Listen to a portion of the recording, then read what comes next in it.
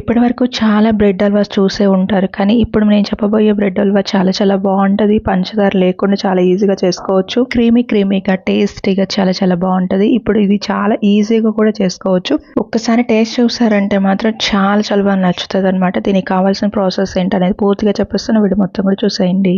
3 స్పూన్ల వరకు నెయ్యి తీసుకొని నెయ్యి అయితే కరిగించుకోవాలి. బ్రెడ్ ముక్కలు వేయించుకోవడానికి ముందుగా బ్రెడ్ అయితే సైడ్లు కట్ చేసుకొని ఇలా పీసెస్ గా కట్ చేసుకోవాలి. మనం తీసుకున్న బ్రెడ్ అయితే శాండ్విచ్ బ్రెడ్ అన్నమాట. చాలా బాగుంటది. టూటీ ఫ్రూటీ కూడా ఉంటది కలర్ఫుల్ గా.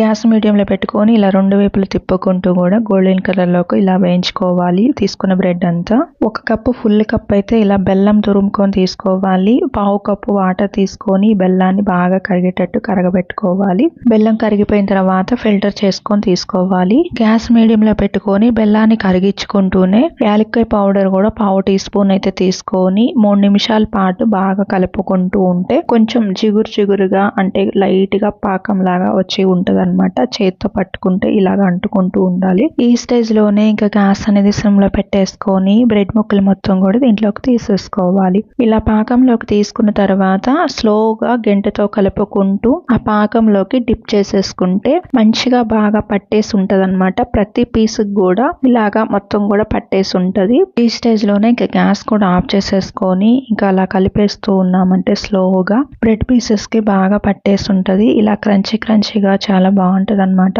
దీన్ని పక్కన పెట్టేసుకొని ఇంకా నెక్స్ట్ ప్రాసెస్ అసలైంది చూద్దాం.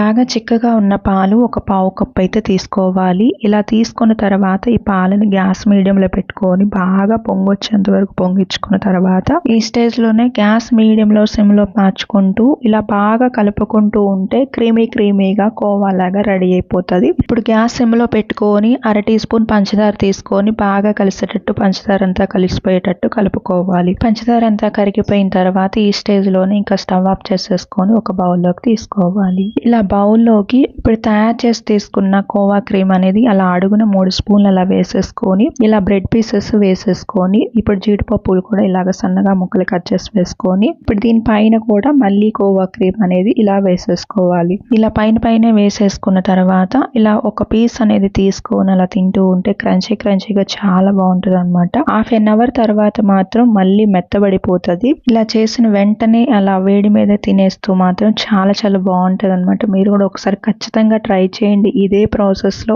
నేను చెప్పిన ప్రతిదీ ఫాలో అవుతూ మీరు ట్రై చేస్తారంటే టేస్ట్ కూడా చాలా బాగుంటుంది. చాలా కొత్తగా ఎంజాయ్ చేస్తారు. మీకు ఎలా అనిపించింది ఖచ్చితంగా కామెంట్ చేయండి. మీ ఫ్రెండ్స్ ఎవరైనా ఉంటే వాళ్ళకు కూడా షేర్ చేయండి ఈ వీడియో.